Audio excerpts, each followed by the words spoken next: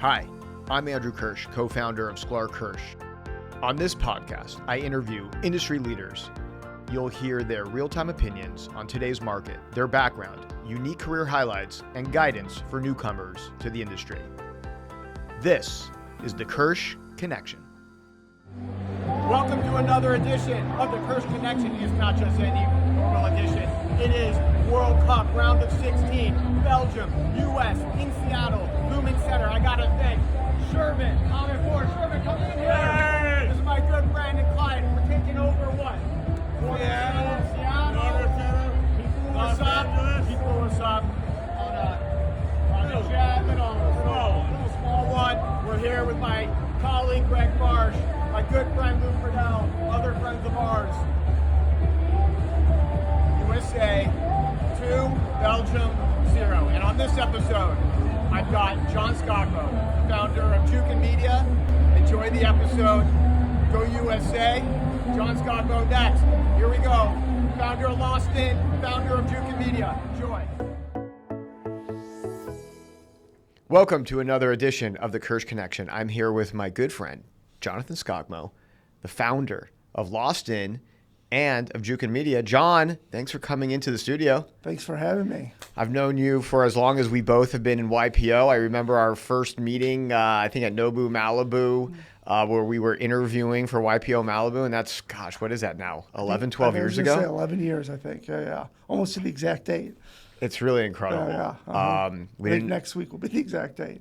We didn't know each other, and the trajectory of your career, my career, in that decade plus has been something. There's been a lot of changes, positive and negative, I'll say.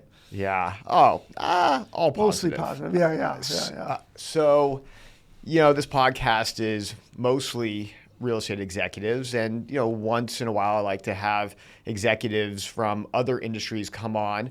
And what you're doing now in the travel industry has a lot of connectivity with my clients and listeners who are in the hospitality industry. Why don't we just give a brief glimpse of what Lost In is, and then we're going to go back like 20 years. Yeah. So tell me about Lost In. Absolutely. So Lost In, we are a travel publication. It's been around for 10 years, but I ended up buying it about 20 months ago and really investing in the editorial, which they do physical books. We have a pretty big social presence, and we do a lot of IRL, in real life events. Any way to reach a premium economy traveler, millennial traveler that has the disposable income. So think of us as like a modern day Condé Nast or Travel and Leisure for the millennial traveler. Yeah. And so why that industry?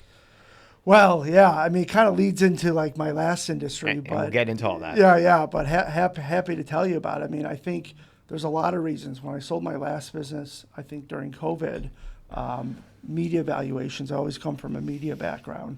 Media valuations are all-time high. People are at home during COVID, watching stuff on their screens. I knew this cannot last forever. And just seeing us kind of stuck at home, I thought there was going to be a huge insurgence and proliferation of going out and experiencing the world, and whether that's travel or the experience economy, seeing where we were going with technology and AI, just realized that people want to do in real life experiences. And the travel sector really lended itself well, because I mentioned the Condé Nast and the Travel Leisures, the FARs or the Travel Channel, these really big media companies around travel. In the last few years, they've been super challenged, laying people off, letting go of products, just kind of seeing where the world is going, that more people are spending money on travel and experiences than ever before. But these publications and the media companies around travel were failing.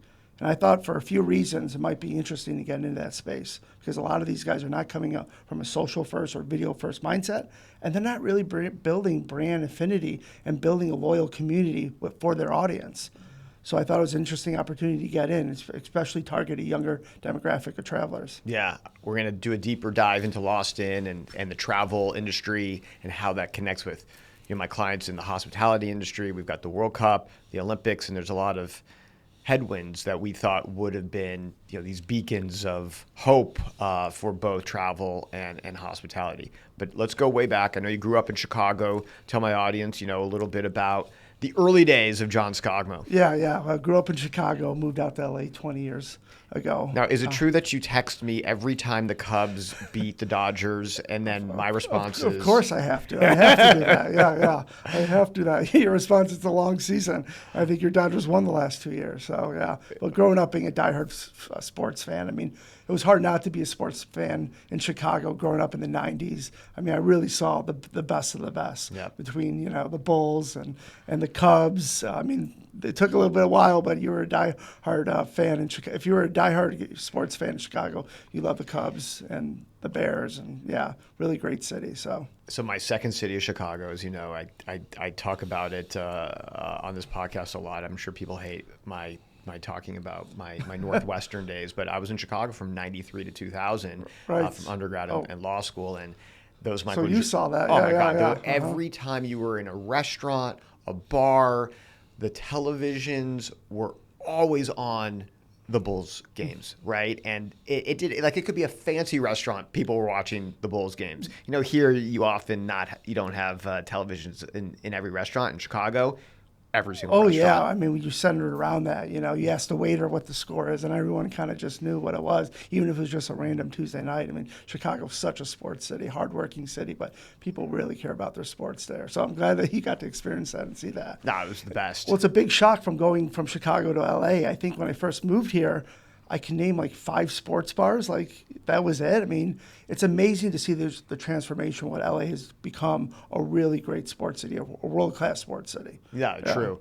So why'd you come out to LA? So studied film in Chicago, always wanted to be in media entertainment.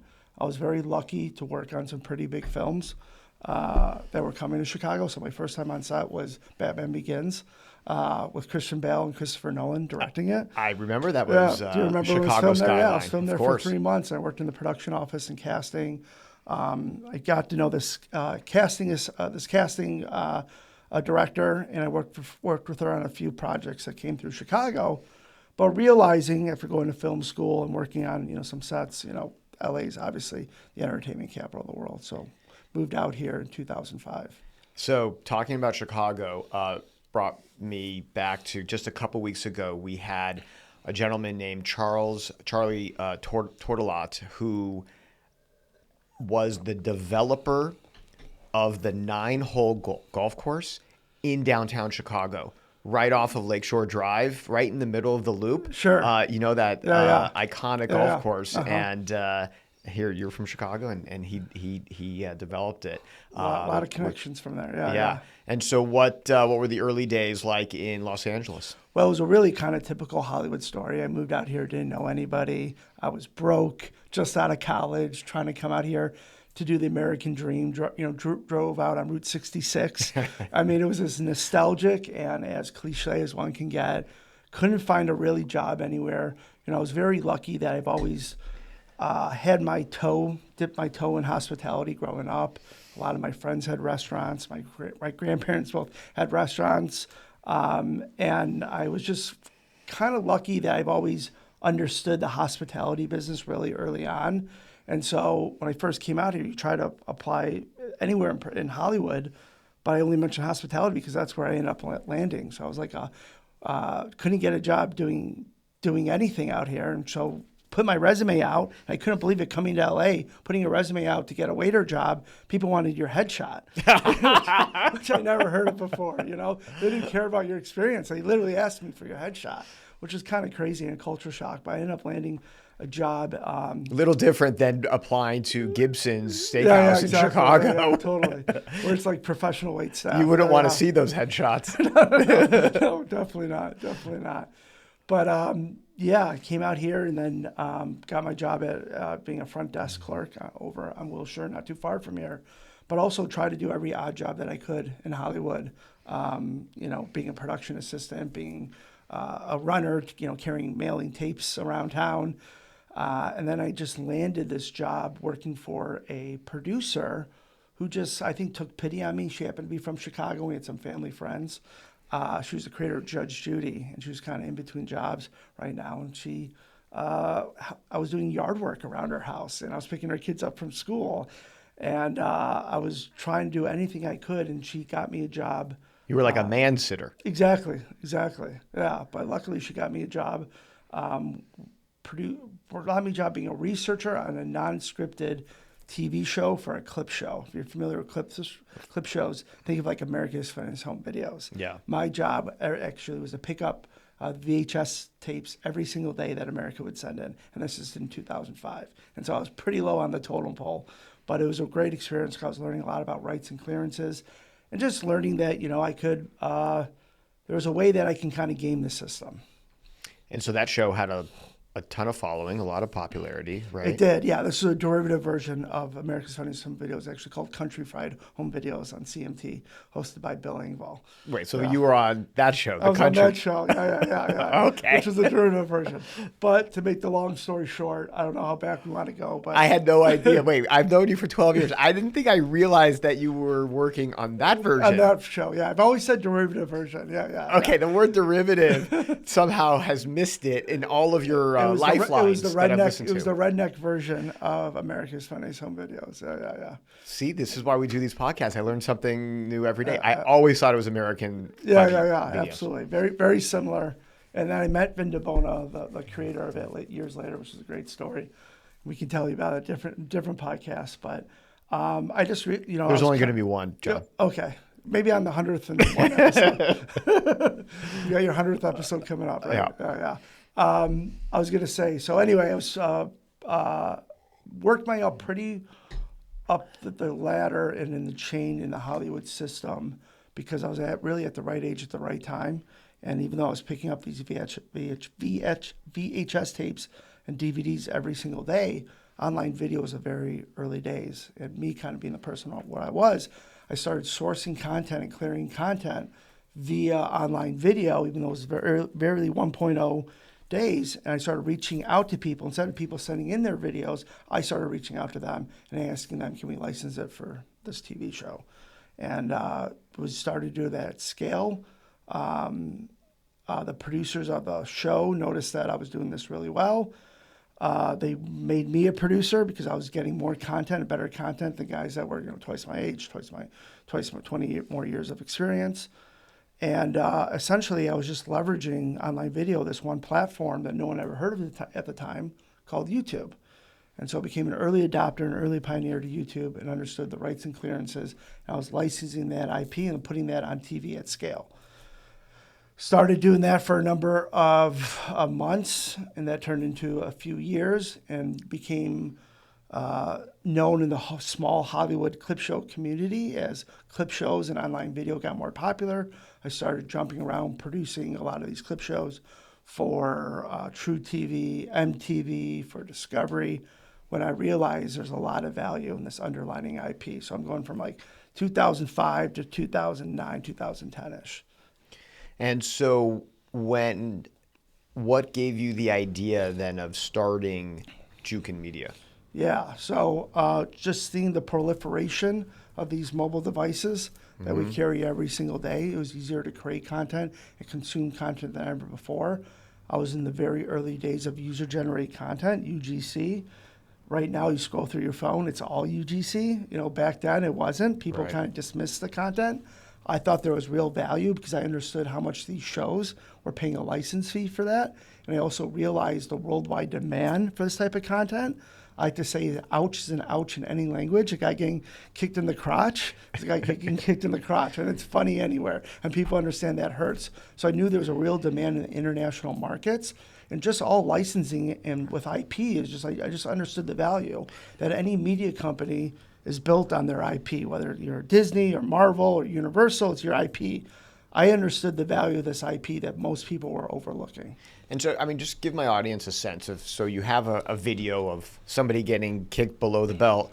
What would that person receive in terms of a monetary payment and the production company or producer who's purchasing it, how are they monetizing it? Yeah, so what I turned that business into, I built a lot of technology to help us find videos that I understood that would monetize really well. And the monetization was licensing it to every morning show, news show, talk show in the world. So as I started my company, Jukin Media, from my West Hollywood apartment, also grew the monetization streams. So at first it was a few $100. I would be able to get a content creator, what I called an accidental content creator. Accidental. Yeah. Someone. So they posted on YouTube of some stupid video of their toddler doing something funny. We would reach out to them and then offer them either a one-time payment or a rev share. And by the time I sold Jukin Media, I think we paid over $50 million. 50 to all these individual creators that not necessarily didn't go out and try to set up or become a monetization or a content creator or influencer. Like I said, a lot of this is like accidental, like a cute baby, a cute cat, something happening to them. But what is the multiple in terms of, so somebody gets $1,000 for that video, you're turning it into what? So I think for us, we've had multiple different monetization levers and channels that we monetize that video. So ideally, we always want to buy the video with the smallest amount and then maximize the revenue potential. I think an individual video, some videos made up to $100,000. That's unbelievable. Yeah. And for these like short 30-second, 10-second videos. Yeah. And you said you developed a technology. How did the technology work where it was able to decipher what video is worth pursuing? Yeah, so I think, first off, we built the company to about 300 employees by the time we sold, so that was a 12-year journey. As bootstrapped as possible, and I was one time doing every single job, but we had a lot of these quote-unquote researchers from around the world that spoke all these different languages that would help identify some of these videos. We essentially put it into a highly customized CRM system, and we would track the viewership, track the comments, track the engagement, and then we decided which videos would help prioritize which videos that we wanted to go after. And then it was just like a regular CRM system from there. So it was part manual, part technology that we built at the same time. And then we also had to distribute that content to all those morning shows. So Ellen, Good Morning America, Tosh Bueno, front page of Huffington Post or Yahoo. We had to do that in real time. So we wanted those videos out there as soon as possible. At the same time, a lot of people stole and copied these videos, and we turned a rights management machine, I'm getting very granular, into really a great revenue generator for us. At what point, so you formed Jukin Media in your apartment, and at what point did you realize, this company has legs? Like I could actually make a living off of this? I think, as I mentioned, a lot of my connections was really early on was licensing back to a lot of the shows that I worked on and knew the producers and knew there was the market for that. But when I realized that news programs started licensing this content, every talk show started licensing this content, the Good Morning America, the morning shows, there's a lot more avenues to make money from this type of content. And then advertising started coming in, so like big commercials for like the Super Bowl, they wanted these videos. And then also the YouTube revenue. When you're able to monetize that content on YouTube, then the business became really scalable because we realized I could just sit there and we were just people watching our videos. We would just make money on the ads that were running against it. Did you raise capital in order to keep up with the demand? You started in your apartment, it was just yourself, and then you grew it to 300 people. So from day one, there was very little investment when I started. I think I literally put in like $200 to buy my first video, and then I relicensed it for $2,000. And I took that same video, licensed it down the street, and the next day for like $1,000. So I made $2,800 in like 36 hours, and just reinvested that into more videos, and slowly went from there. And so we've been very lucky that we've always been capital efficient, very disciplined around our financials. I didn't even think about raising money until we were doing about, quarter, I would say, $3-ish million. We had about 30 or 40 employees. I was seeing the digital media kind of rise. There was a lot of investments going in digital media. It was a very hot space, hot sector. You had the full screens or the Maker Studios. Do you remember those guys at all? Or the Machinimas, kind of, vaguely. Yeah. They were like these big, what they called the MCNs. A lot of companies were investing in these guys. We had a much different approach. They were more about, aggregating channels. We were more about buying the IP. But I did see that there was a huge opportunity to bring on some investors, and so we brought in some really smart, strategic folks, even though we didn't need to. And that was guys like Bertelsmann, one of the biggest media companies in the world. They're big in Europe. Disney was on our cap table through Maker Studios. We had Samsung, some really great angels. Peter Guber being one of the angels that sure obviously big media Yes. guy, big owner of the Dodgers and Warriors, big sports guy. And so we ended up raising, I think, a total of like $5.7 or $5.8 million, but we never touched it. It's out on the balance sheet. It's incredible. Was there a point in Jukin's history where you look back at it now, and we'll get to obviously what ended up happening, where you look back and say there was, this particular point, a fork in the road, where because you made a particular decision, it led to its growth and success, where if you didn't make that decision, it may have been a different future for that company? Wow, that's a great question. I don't know if there's that one decision, but I think always just remember trusting your gut and believing, what you do and forgetting about the noise and the shiny objects out there. I mean, there was a lot of like pressure for us, even from the investors, to spend more money. They want us to keep spending some money, and so that we can raise some more money, and they get a bigger piece of the company. I think for us, it was just always about like sticking to the mechanics, sticking to what we know in the business, not chasing those shiny objects, which is really easy to do. I think there were times where we had a big partnership with Fox early on. We had one of our properties.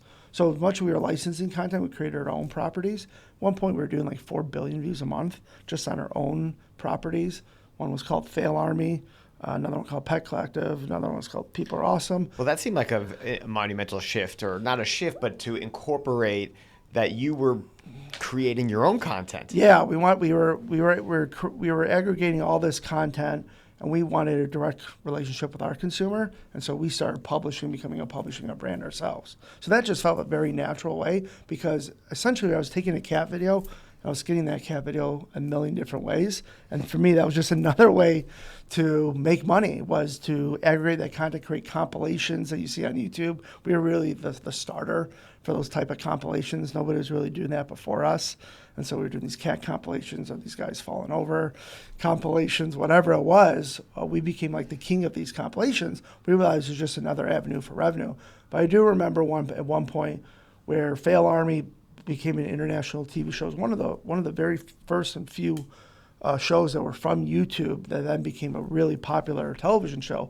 It was a huge international hit. And I mentioned the language agnostic element, that an ouch is ouch in any language. We produced 140 episodes in 200 markets around the world that was from YouTube, and put that on TV. We added more voiceover and sound effects, but I remember early on people in the market, in the international markets, well, why would we buy something that's already on YouTube? And we said, well, it has a built-in audience. We know that audience. We have the data around that. I can tell you how many people are watching in Denmark. I can tell people are watching in the UK. And they never actually seen that before. But I go back to the Fox thing, where Fox wanted to put that on TV in the U.S., and they wanted the exclusive rights. And it was a huge deal. They were paying 7 figures per episode. And we told them, no, we're not going to give you the exclusive rights to our content.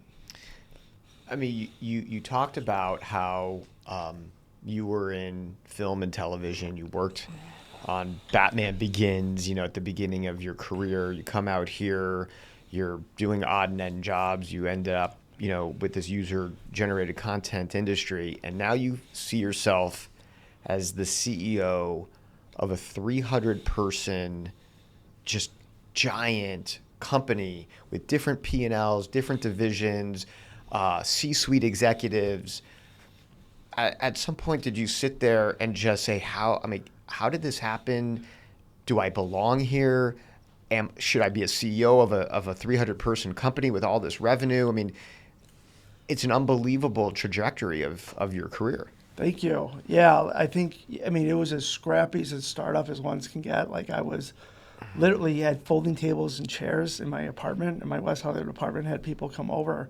And then to see it later on, we had offices in LA. We had 35,000 square feet in LA, Yep. Office in New York, London, New Delhi, people stationed around the world, a tech team in Ukraine.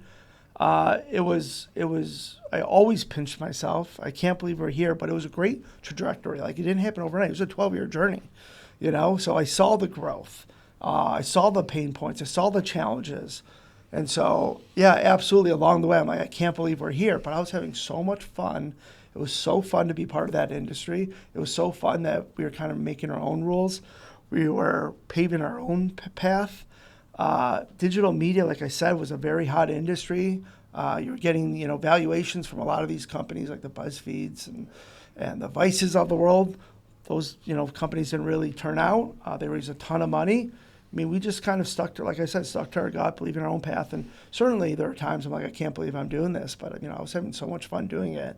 Traveling the world, meeting great people, talking about my company. Like, I loved every single moment of it. It was such a great journey. And so then there was a decision one day to sell. Yeah. So what brought upon that decision? Was it difficult? Yeah, I think you talk about managing the C-suite and also managing, a 300 plus workforce. Like, I loved it. I loved the energy being in my building. I mean, you were in my office. It was unbelievable. You turned around, people are moving, we're filming something, bells are ringing, we're shooting something over here. It's just music's playing, high energy, young, fun. Like, I loved going in the office every day, and I loved that energy and that creativeness that everyone would bring to the table. And we worked really freaking hard. We were a hard-working company. There weren't any slackers. We worked hard.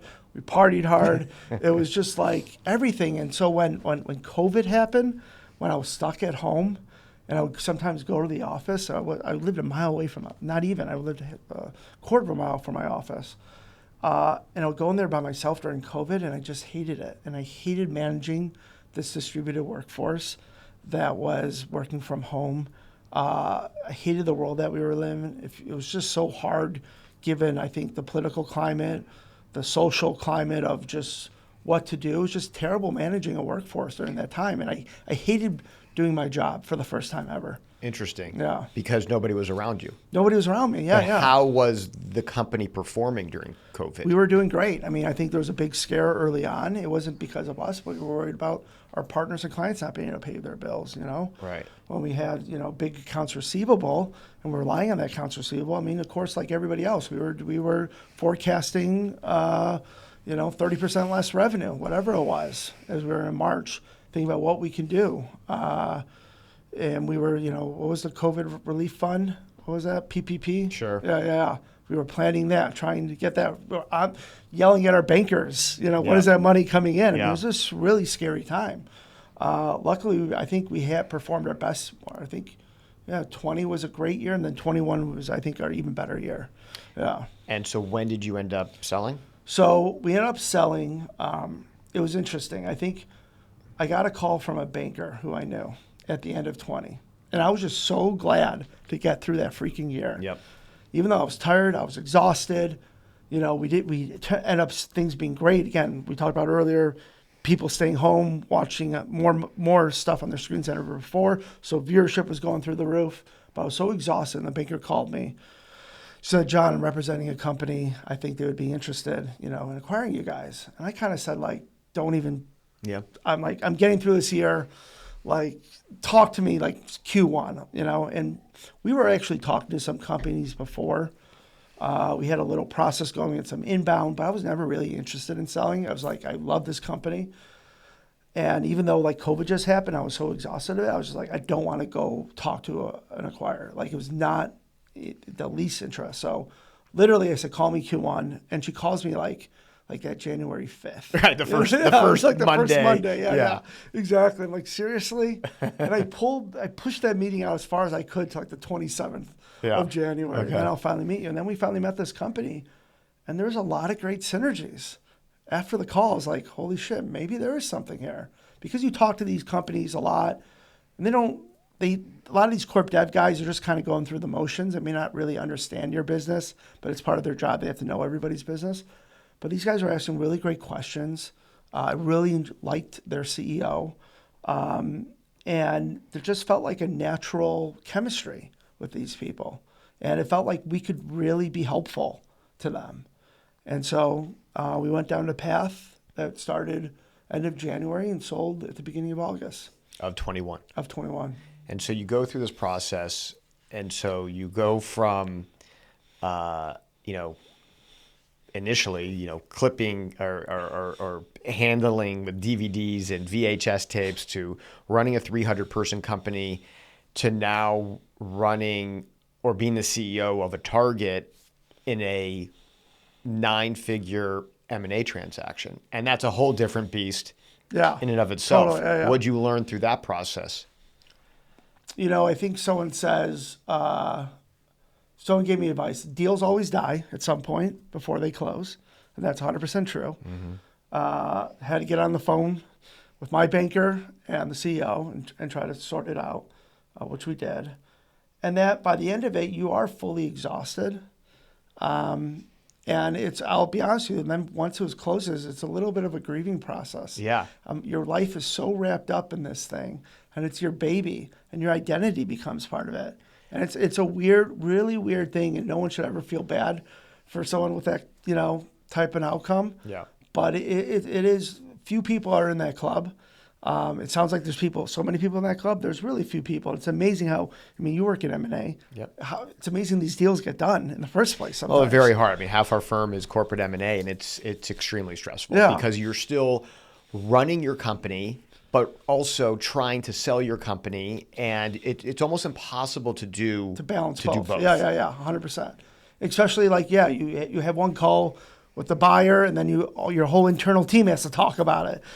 So it's like not just one meeting; it kicks off multiple meetings. And you take them all off their day-to-day game. Yeah, totally, absolutely. So you're all working. I remember a Sunday call till 2:30 in the morning, or something, just an internal call. It's amazing how these deals ever get done.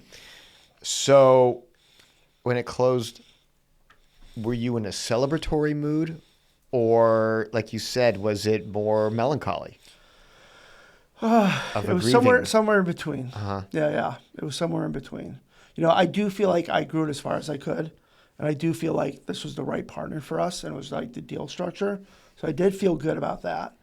But life gets wrapped up with it. And you kind of go through like a grieving process of the 12 steps I was a little depressed. Because again, who am I? What am I going to do? What's my purpose? Because they had a plan from day one. This is what they're going to do. I was like, oh, okay. I had no idea. And so then during the grieving process, you bought a boat. One does that. But I've been a boater for many years. So yeah, and that's always been a dream. Yeah, mine, absolutely. Again, don't feel bad.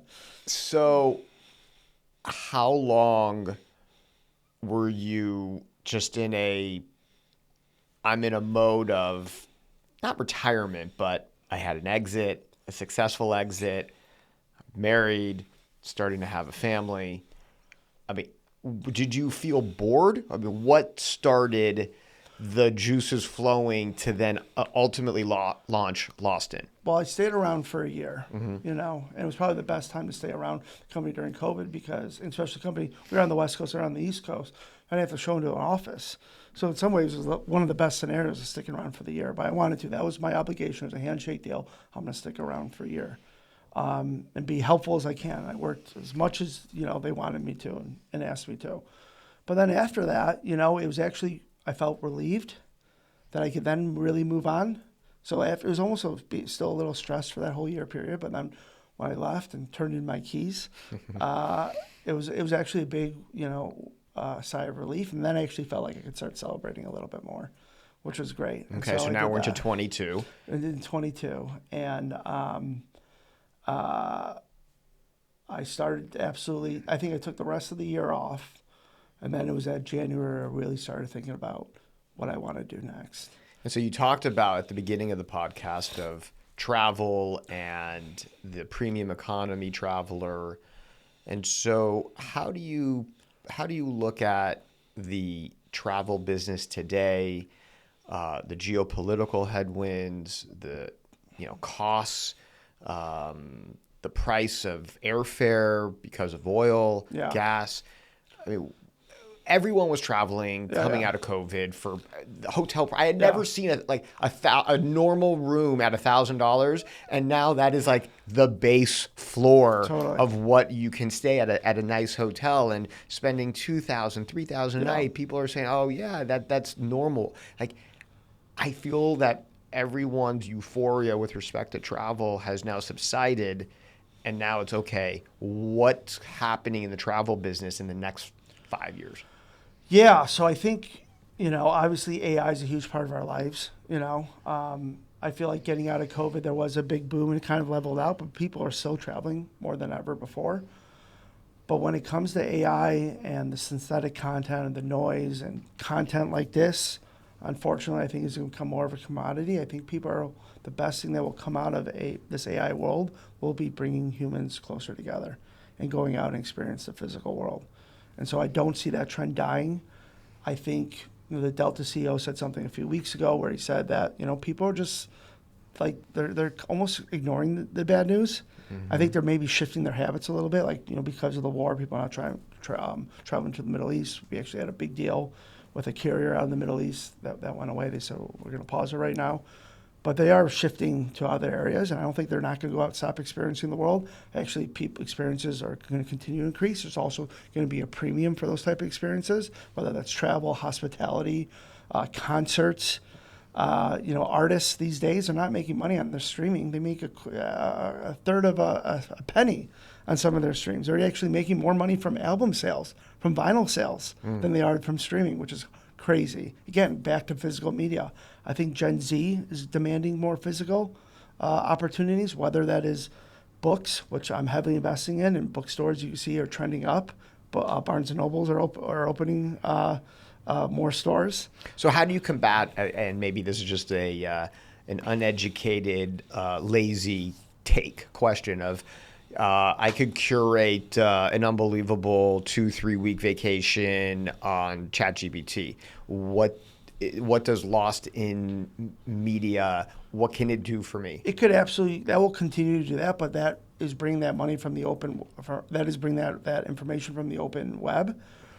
Lost in is a closed circuit. Mm-hmm. So our books, you can't read them online. It's behind a paywall and you have to become a member. So to get our content, you have to really buy the physical book. And so we're doing that ultimate curation for the consumer. The consumer looks up to us because we're the ultimate coolness. We are showing you where to go, where the locals travel to. It's not the tourist traps. We don't tell people where to go. We tell them why they should go there. Interesting. Our books are really deep in storytelling, from entrepreneurs, from small businesses, hotel operators, chefs.